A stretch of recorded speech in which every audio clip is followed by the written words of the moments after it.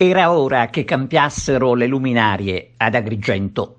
Qualcuno lo ammette timidamente, ma nessuno ha mai criticato apertamente il passato, quando si è pure rischiato un Natale al buio.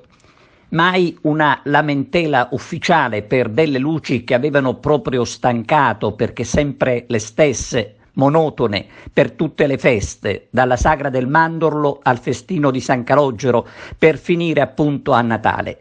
Adesso le luminarie non possono piacere a tutti, ma l'importante è avere cambiato il tipo di addobbo, facendo sparire i rosoni, quelli delle feste patronali nei paesi del meridione, con la piazza principale illuminata proprio dai rosoni.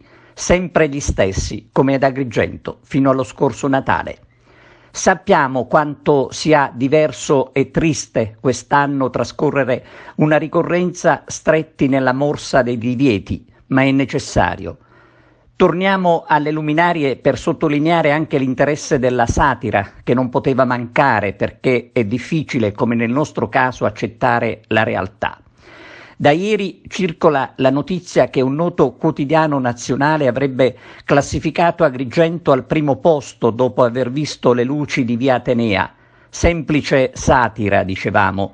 Stavolta però c'è poco da ridere.